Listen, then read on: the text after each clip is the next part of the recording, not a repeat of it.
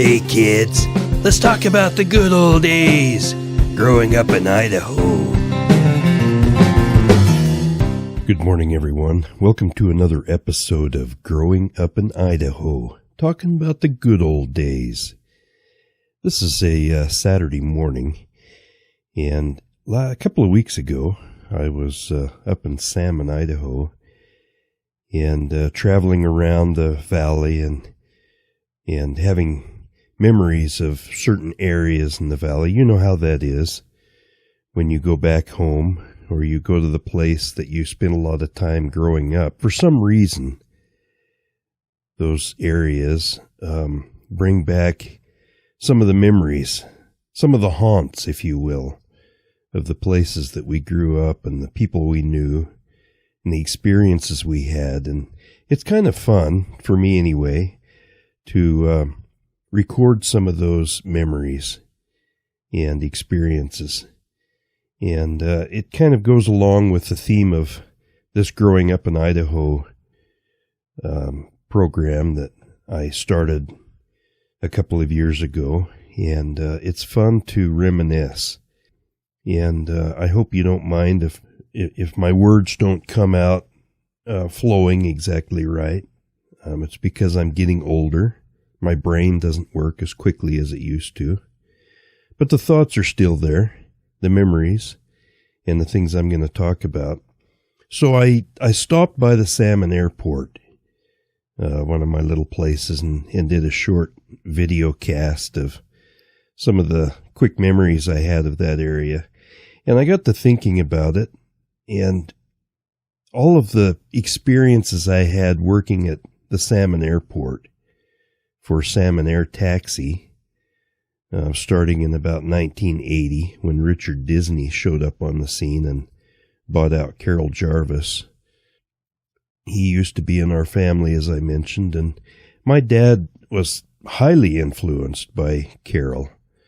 And it's my understanding he used to work for him years ago and spent a lot of time around him. And Dad always mentions the things that he's learned from Carol and kind of passed those memories on. So to set the scene, back in 1980 when I started working there, the Salmon Airport wasn't as busy as it appears now.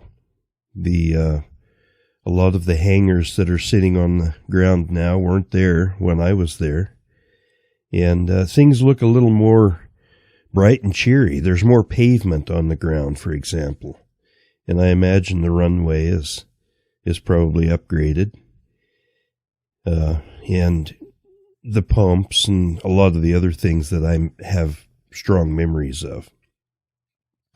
So what happened was, in about the fall of 1980, actually, it was the spring of 1980, I'm sorry. I was walking out of school. School got over. I was headed home. And my dad popped out of his office. As you may know, he was the high school principal in those days. He popped out of his office and said, "Hey, Jeff, I just got a call from this guy named Richard Disney. He's an out-of-stater who just bought Salmon Air Taxi, and he's wondering if there's any kids in school that I might know of that want to have a job working for him at the airport." And he said, "I know that you already have a job working there in Safeways for Jim Bills, but you might want to try something different. I'm just letting you know." So as I got in my car, I was thinking, it wouldn't be a bad idea to try something new. It might be fun to do something different. So as I was driving home, the airport's on the way, and I just turned off there and thought maybe I'll go and introduce myself to this Disney guy. And I couldn't think of the name Disney without thinking of Disneyland and Disney World and all the Disney movies.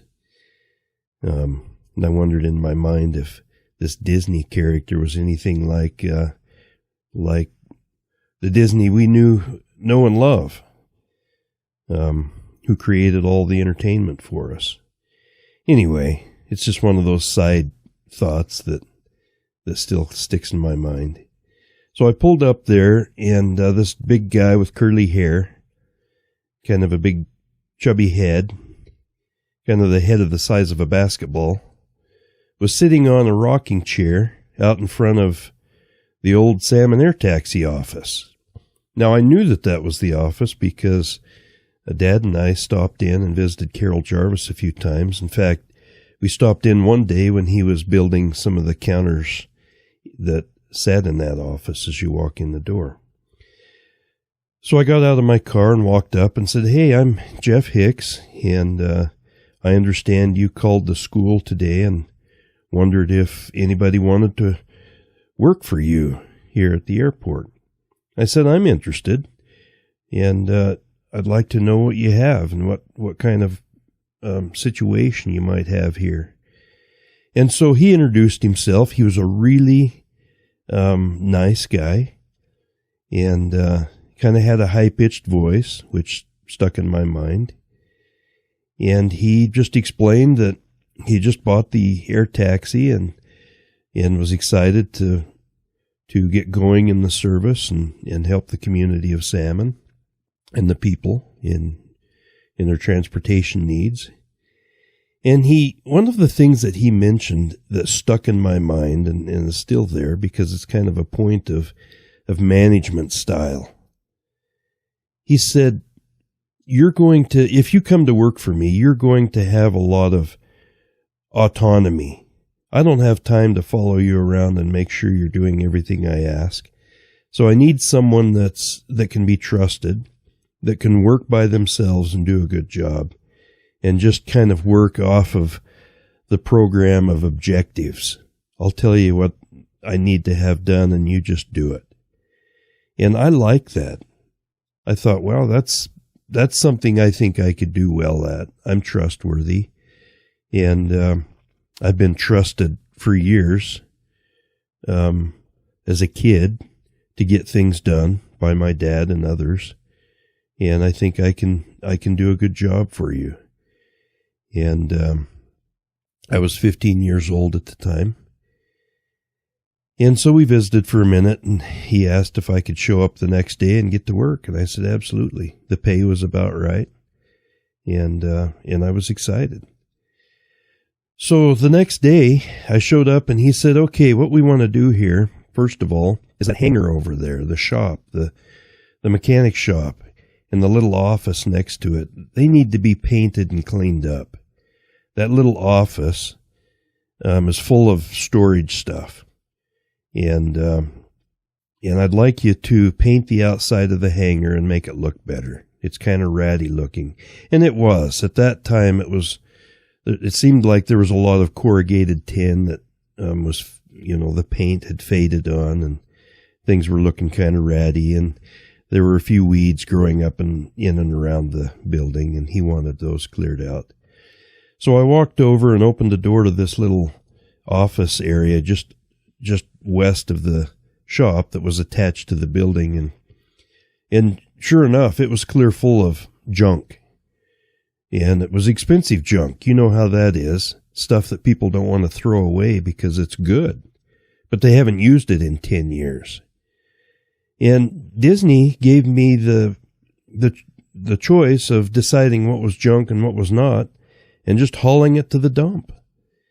And that was a lot of responsibility. I didn't know if he wanted something, but here's the secret.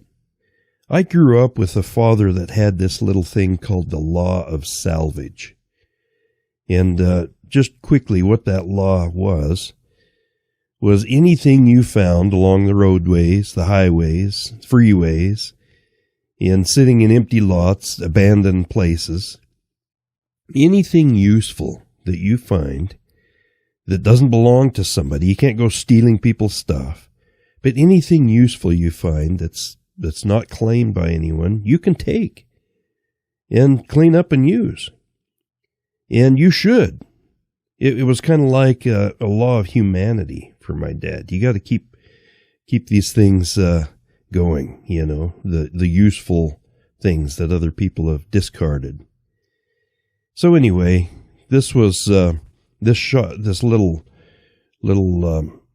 office area was clear full of stuff that Dad would have been tickled over in his law of salvage.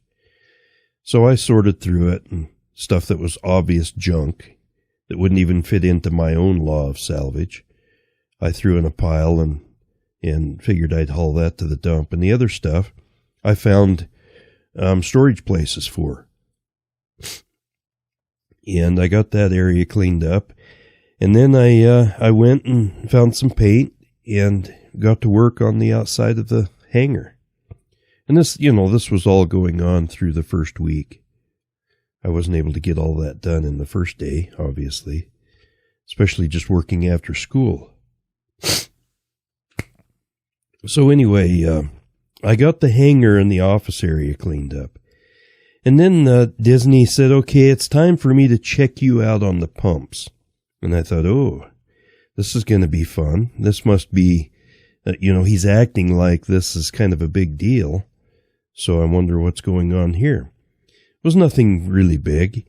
But as you can imagine, the fuel pumps for an airport are an area you want to have clean. You don't want dirt and water in the gas, in the storage tanks. And so Disney taught me how to check the level of the tanks. We had this long dipstick that was about 15 feet long, and I'd poke it down in the storage tanks that were buried in the ground there by the pumps and measure the amount of fuel in those tanks. And then the second part of the process was to do a fuel cleanliness check. I'd take a little glass bottle and fill it full of fuel and check how it looked, if it looked like there was water in it, if it was discolored, if there was any dirt in it. Then I would note that in my little record book. And that was how we checked the fuel there. Kind of an easy process.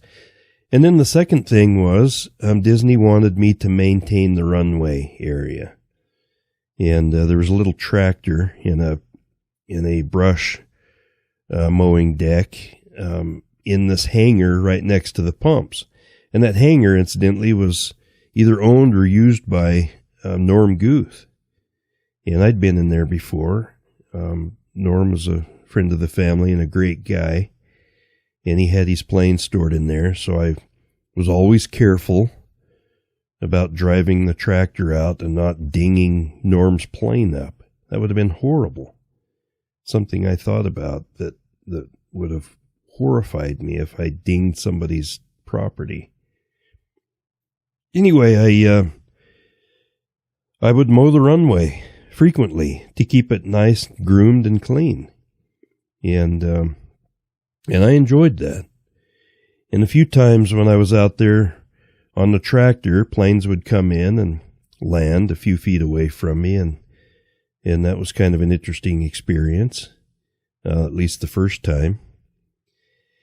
And kind of scared and startled me, especially since I was heading north and the plane was landing the same direction and I didn't see it until it was right on me, basically.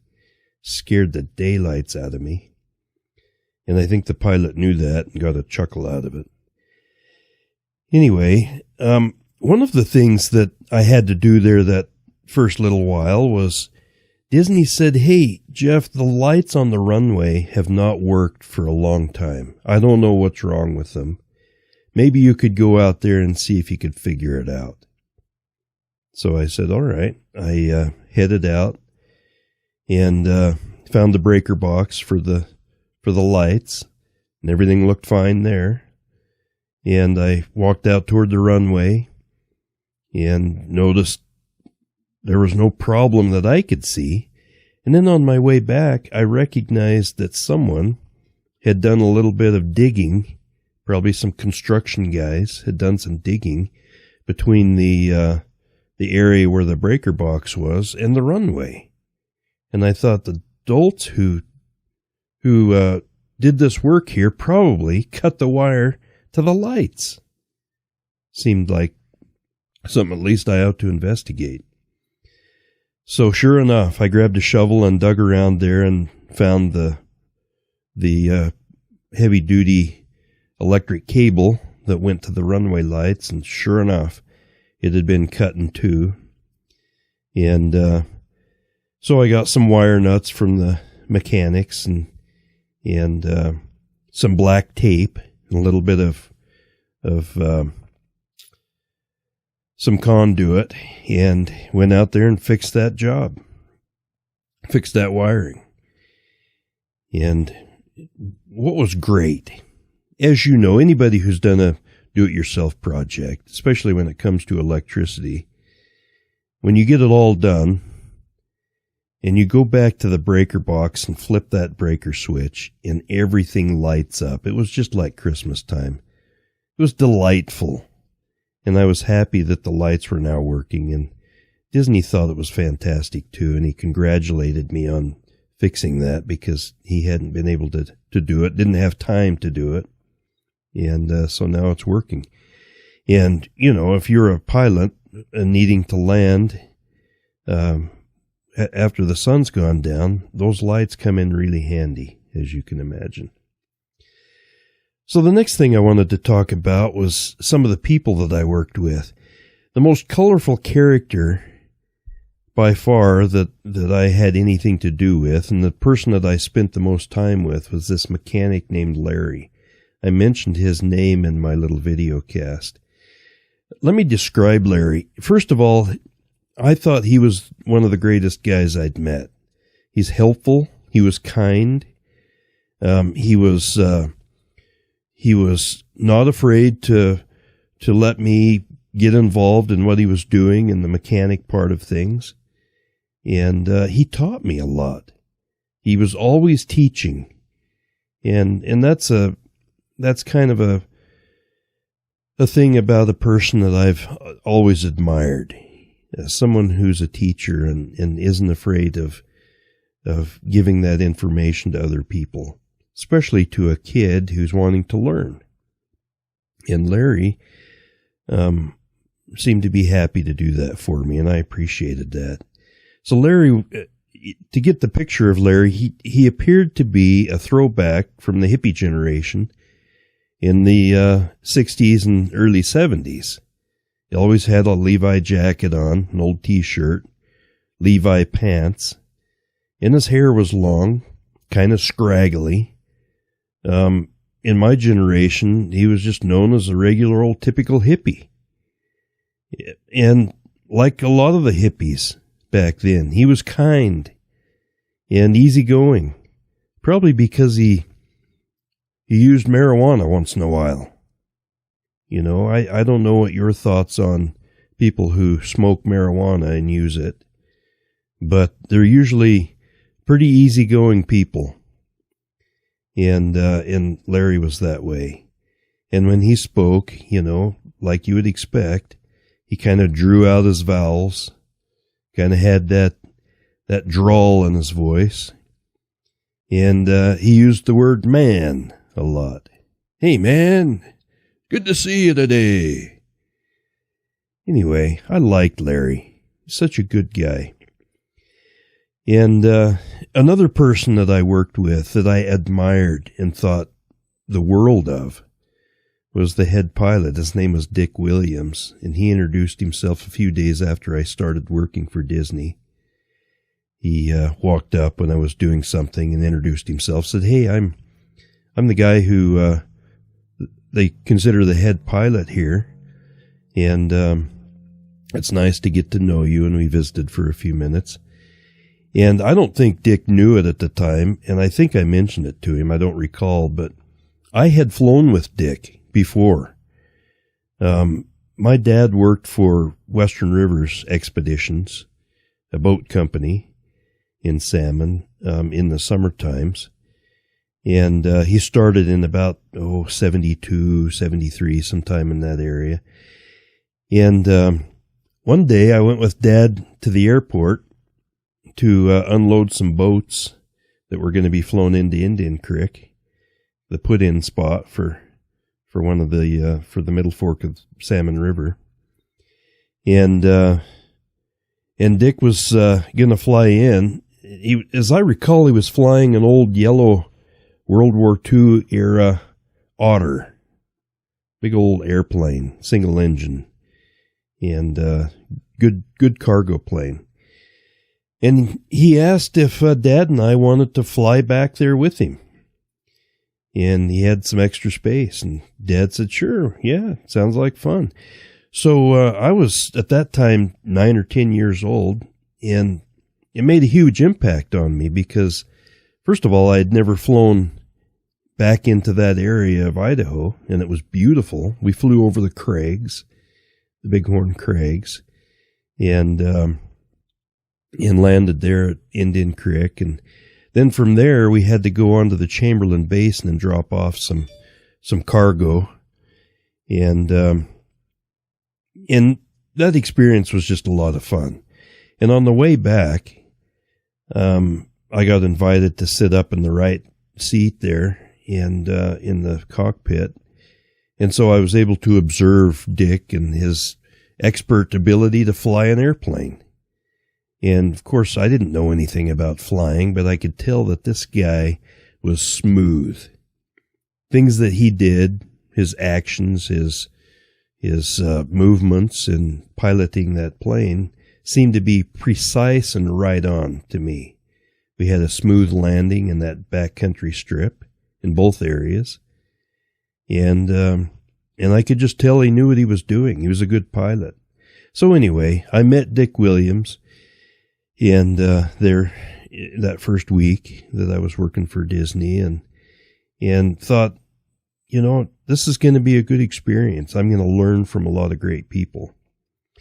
So after taking care of that hangar, the shop and the mechanics hangar, I was told to my next big project would be to strip the paint off of a couple of the planes that we had there on our line.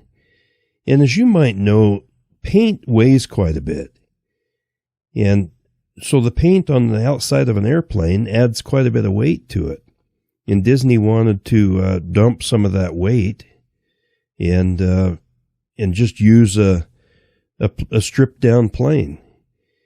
And so my job was to get the paint off and then buff that aluminum into a high shine. It was kind of a fun job, but filthy, dirty, especially the buffing part.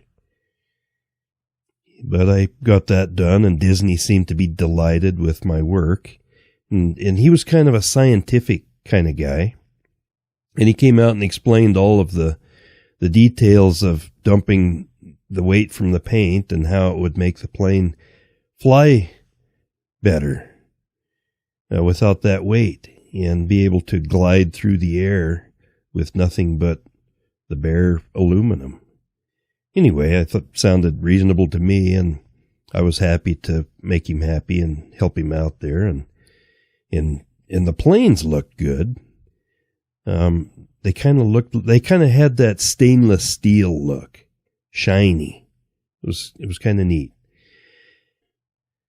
One of the interesting things about working around mechanics that I didn't know, but I learned quickly, especially a mechanic that was a professional, that was an artist, I guess you would say, at his craft. And I think that's a good description of Larry. He was an artist when it came to his mechanic work. He wanted to make sure that things were done precisely the way they should be done. And, of course, that's what you would want with a mechanic working on your airplane. If you're going to be flying around in the air, you don't want it dropping out of the sky, because the mechanic was negligent in doing some work on the plane. Anyway, that's one thing I noticed with Larry. And when I helped him, which I did almost every day, he made sure that I did things correctly.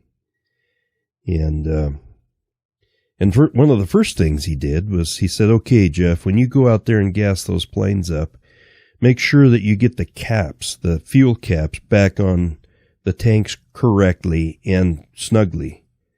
You don't want those. He'd be like, hey, man, you don't want those fuel caps flipping off when the planes are in the air, that gas will siphon right out, man. And then what are you going to do? That plane will go right into the ground if there's no gas keeping the motor running. Yeah, man. And so I got the message, and a lot of other things.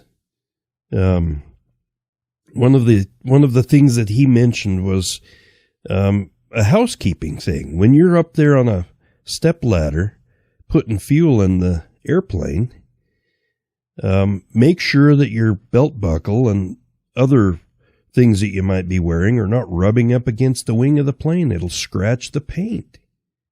Hey, man, make sure you don't scratch the paint on that plane. So anyway, I got the message, and it was always good. And for that reason, I liked Larry. I thought he was a great guy, and he was helpful. And I remember one time I was out working and changing the oil in one of the planes, and he came out. He said, "Hey, Jeff, how you doing, man?" I said, "I'm doing pretty good, Larry. What's going on?" He says, "I got to show you something. Walk with me." We went over. We had this guy drop in that needed some work, and he claimed to be a really good mechanic and knew all there was to know about aircraft and airframes and all the things that you would need for a good mechanic. And he said, Larry said, "Come with me and check this guy's work out." We went out to this one of Disney's planes, and this new mechanic was supposed to be doing a rivet job on the wing of one of these planes. And Larry said, "Hey, man, look at that job. That guy did that rivet job with a ball-peen hammer. Doesn't know what the hell he's doing. Makes me kind of mad." And sure enough, if you've ever read Mad Magazine, the stuff that Alfred E. Newman would do, the bang-up jobs he would do, depicted in that magazine, that's kind of what I was looking at with this rivet job of this new mechanic. It wasn't good. Looked like a little kid had done it. And it upset Larry, and so he took that opportunity to teach me how to do correct riveting, how to make it look nice, and how to do a professional job. Kind of made me wonder why he didn't grab that mechanic and teach him how. Maybe he did when I wasn't around, I don't know. But that mechanic didn't last long for Disney. I think he was, one of those people that drifted in and worked for a couple of weeks and then drifted back out. Nobody knew where he came from and where he went after he left. But like I said, like I mentioned, it's that expectation was that I would be very professional in all of my work and not leave a job half done or looking half-assed like that rivet job. And another thing that I did in helping Larry and the other mechanics was often the pressure needs to be checked in the cylinder heads on those aircraft motors. And so I'd go in the shop there, and my job usually was to twist the prop when they were checking the pressure. And then they would mark it down in their little record books and go on to the next cylinder. And, standing there twisting the prop was an opportunity to ask questions and to learn more. And it seemed like Larry and the other mechanic, is a guy named Jim, were always really helpful, and I appreciated that. One time, we got a new pilot, and it was not long after we picked up a brand new, really fancy, nice 207 turbo Cessna that Disney picked up from somewhere. This new pilot flew into, I think it was Indian Creek, dumping some boats off. And the sun was in his eyes when he was landing, and he hit the tops of a tree going in on his approach and busted wing, the left wing on this brand new Cessna. And, that's kind of a critical incident. And, if the plane can't fly, you got to leave it there. And thankfully he didn't crash and wreck the plane and destroy it. But he took the chance and said, I think I can fly this plane out. And he did, that new pilot. He was a good pilot. And I don't recall his name, but he definitely busted a hole in that wing, right on the leading edge. And so when he landed, he radioed ahead and said, hey, this is what I've done. Got some problems, but I'm able to fly, and I'll be landing soon. You may want to have somebody come out and help me with things. Larry and all the others, we're going to need to get this wing off and get it fixed.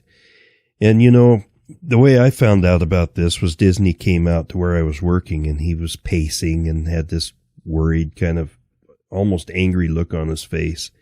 And he explained what happened. And it was kind of funny because Disney looked mad, looked anxious, but the tone on his voice was completely calm and cool. And I thought, that's an interesting anomaly that I've never seen anyone before. But anyway, that plane landed. The pilot got out and explained, what had happened. And everybody was kind of standing around, wringing their hands, shaking their heads. First of all, happy that he didn't crash the plane and hurt himself or anyone else. And second of all, that he was able to fly that plane out, and we didn't have to go in and do any mechanic work, in the backcountry. So we went to work immediately. We got some stools and stood up, and it was at that moment that I learned that a plane is held on by only a few long steel pins that screw into the fuselage. So we took those pins out, and the wing dropped, and we wrapped that thing in bubble wrap.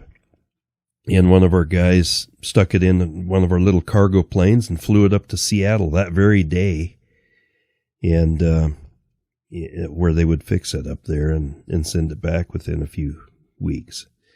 So anyway, that was a learning experience. Another time, Disney flew in from a cargo trip to, I believe, Boise. And he flew in, landed, and stopped out by the pumps. And he walked over and said, "Hey, Jeff, I've got some cargo here. I wonder if you could help me unload." So I said, "Sure, yeah." I went over there, and the two of us unloaded that plane. And right on top of the cargo he was hauling was this thing wrapped up in a couple of sheets and a blanket. And he said, I was down there, and this family called me and asked if I would fly their mother home, who had died a few days ago. And I said, sure. I don't have any, I'm going to be hauling cargo. And if you don't mind me putting her in with the cargo, it's just fine. It's not like she's going to be getting a ride in a hearse where it's all formal and nice. And the family seemed to think that was okay.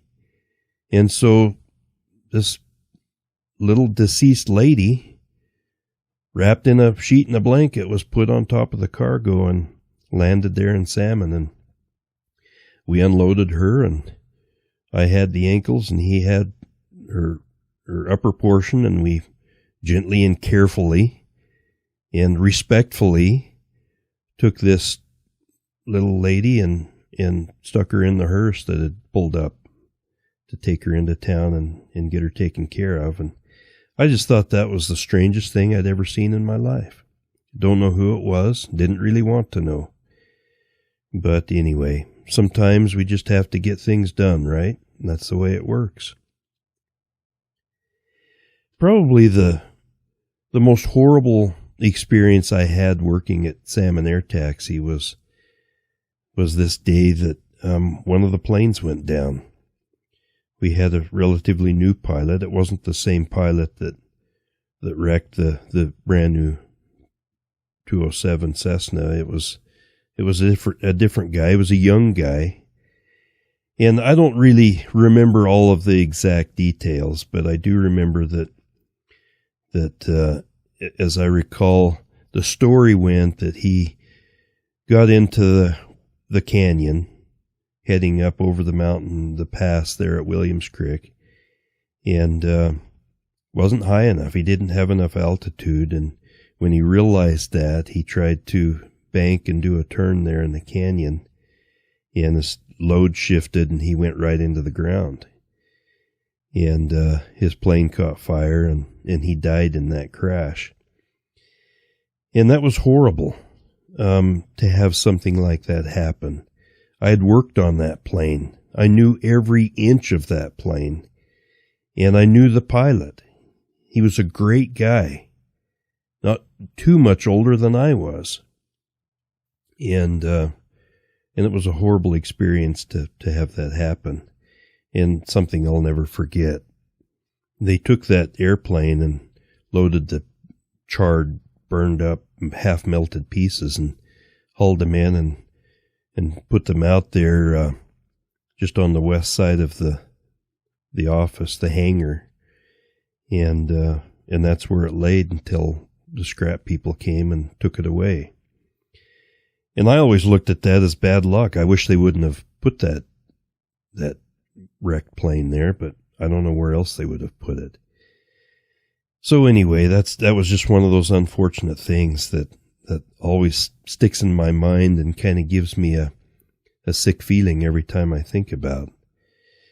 But you know, it was always, working at Salmon Air Taxi was always an interesting time. It was an interesting thing to do, and I really enjoyed it for the most part. So back in the day, those couple of years that I worked at the air taxi, I was driving a 67 Chevelle Super Sport in those days. I bought that car from Richard Putnam, and everyone had a muscle car in those. And it seemed like, you know, there were so many of those various types of cars, and I loved my car. You know, just the look and feel. It just had that feel. And, you know, it was a 67, and this was, you know, 80, 81. And so it had a little over a decade of age. And, but, you know, I'd start that car up, and it sounded like a race car, and it had dual exhaust and those thrush mufflers and headers and everything to increase the horsepower. And that 396 engine was hard to discount too, right? And but one day I pulled in there at the airport, and I was talking to Larry, the mechanic, and I had this idea that maybe running some 100-octane avgas in that car would clean it out, and I'd be able to increase my power a little bit. You know, you're always thinking about going faster and getting those top speeds up quickly, right? For those of you who remember those days. And Larry's like, yeah, man, put some 100-octane in there. What could it hurt? Might burn your valves a little bit, but if it does, I can help you fix that problem. Anyway, so I filled that car up with 100-octane, and yeah, it cleaned things out. Burned really clean. And I don't know if it burned the valves at all. I didn't worry too much about that. The car ran pretty well as it ever did after I filled it up. But you know, for those of you who drove those muscle cars back in those days, you're constantly having to adjust your carburetor and other things, checking your points, and making sure that everything's, you know, adjusted so that you get the right air-fuel mixture and your engine's not bogging down, chugging. And anyway, that seemed to be the trick. And I had quite a few individuals come out and with their vehicles and their fancy motorcycles and put that 100 octane gas in just so that they could clean out their system and make things work better. And it was, I guess, not a bad idea. So the last thing I want to talk about, I don't remember exactly what year it was. It was probably about 81. And Richard Disney and his wife and his little kid had left to go on a trip. And while they were gone, something happened there at the office, and the place caught on fire and burnt down. And if you look in the newspapers, you'll probably find a picture of the scene. The newspaper folks came out and took a picture of the fire and in that office burning. And everything that was in there got destroyed. And the cars that were parked out in front of the office were also, the paint was burned back on them and created a heck of a mess. And one of my jobs after that fire was to pull the columns, the steering columns out of those vehicles so that they could be sent off to the factory and get new keys made.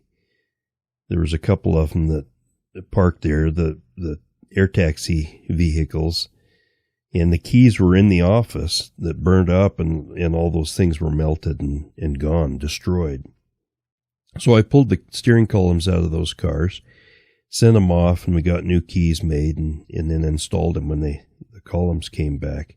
It's kind of an interesting thing back in those days. I don't know why there weren't any locksmiths in Salmon that could help out there, or any of the dealerships that could help out. I guess it wasn't a thing. Anyway, another thing that I thought was fascinating was, and kind of interesting because I'd really never seen this before, but about almost every Saturday, maybe every other Saturday after the work was done, somebody would show up with a case of beer there at work, and everybody would sit around in Disney's yard and visit and talk about the activities of the week and just mingle and and as friends and family. And I never drank in those days. I was a teenager and didn't drink beer. And so Disney was always good about making sure I had some Coke or Pepsi or something to drink. Of course, back in those days, I was Mellow Yellow was my favorite pop. Mountain Dew hadn't come along yet. At least I hadn't found it. But Mellow Yellow was the best pop on the market. But anyway, that's beside the point. We would sit around and visit, and everybody'd be drinking their beer, and I'd be drinking my Pepsi. And one of the things that I thought was fascinating and that I felt bad about, kind of, was Disney's had this little kid named Nick. He was about 2.5 or 3 years old. Little kid, barely talking. He'd toddle around, and was kind of a cute little character, say and do funny things, like you would expect a little kid to do. But during those beer parties, he would go over and grab his own beer. Little 2.5 or 3-year-old kid. And Disney's would crack it open for him and give it back to him, and he would walk around drinking his own beer. I'd never seen that kind of thing in my life. And but anyway, I always thought it was kind of a sad commentary to see that tiny little kid walking around drinking beer. That's all I really have to talk about with my experiences there at Salmon Air Taxi. Like I mentioned, it was a great experience working for Richard Disney and working alongside Larry and the other guys.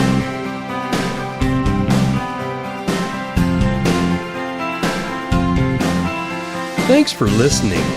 Growing up in Idaho, the good old days.